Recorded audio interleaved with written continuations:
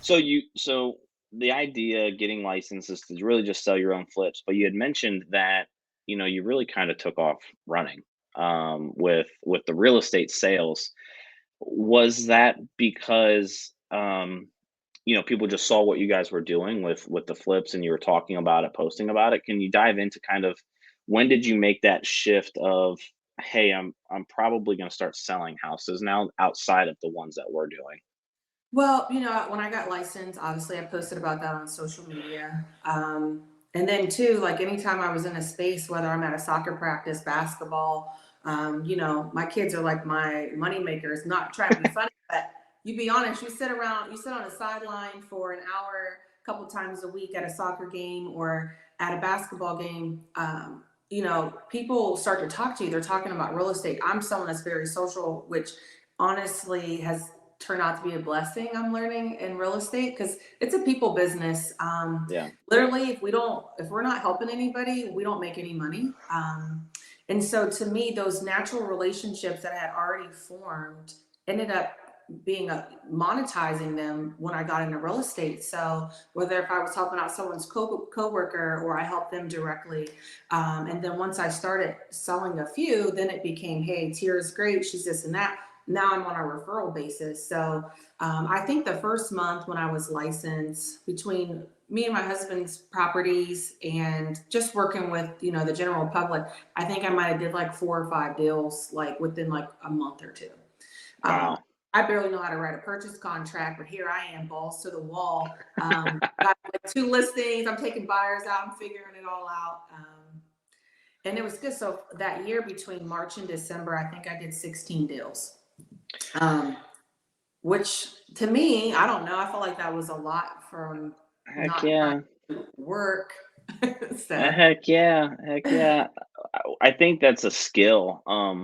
You mentioned that you're a social person, but I think it's a skill of, being able to have a conversation and then finding an angle. I shouldn't say finding an angle, but bringing up real estate in some way, right? I don't care who it is, whether there's someone that's renting or someone that owns. Most people want to know what's going on in the real estate world.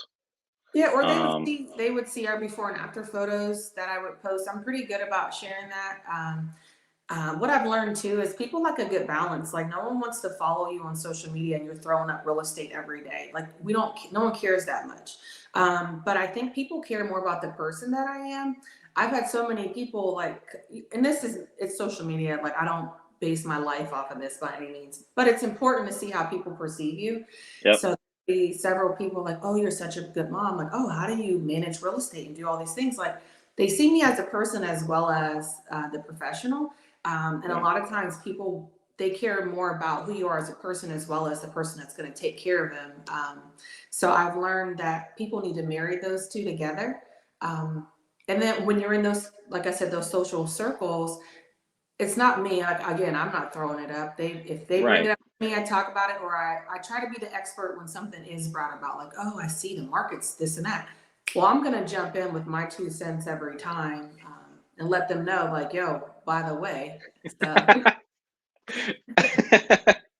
I could. Well, I saw the light bulb go on when you snapped the fingers and made that switch. You yeah, have this. You had the skill. Like it's just natural. yeah. When did you know that this was going to be a career that you wanted to go after? What was it right away?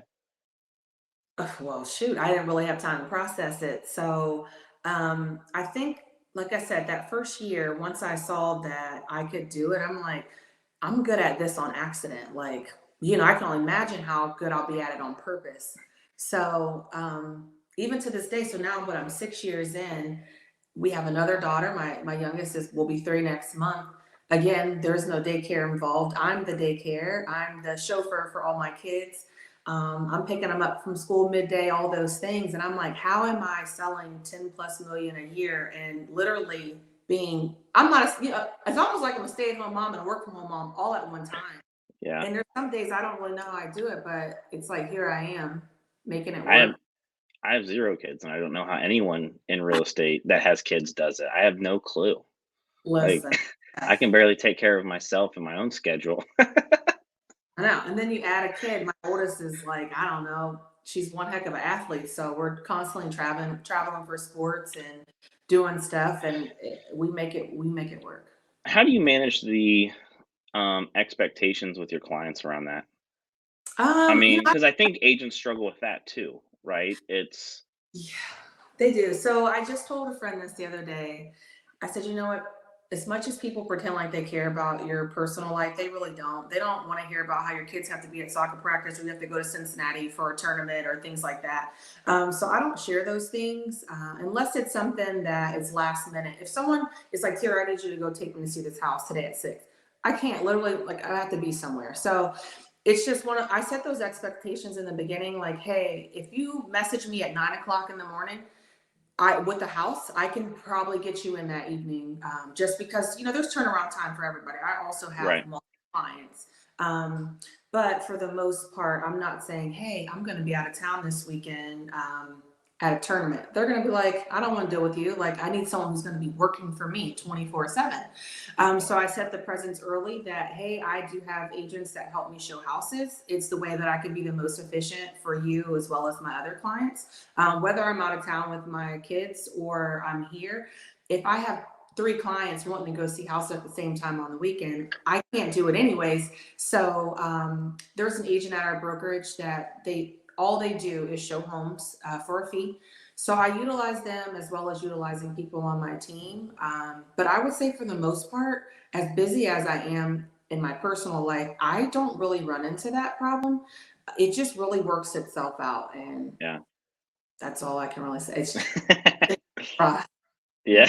No, I mean, like I said, I've been in it for 11 years, and I teach and coach a lot of agents, and that initial expectation conversation of like, hey, here's how I run my business. Here's kind of how things are going to operate. I would always use, hey, I have an appointment, even if it's personal time. Hey, I got an appointment during the Absolutely. time. It's an appointment.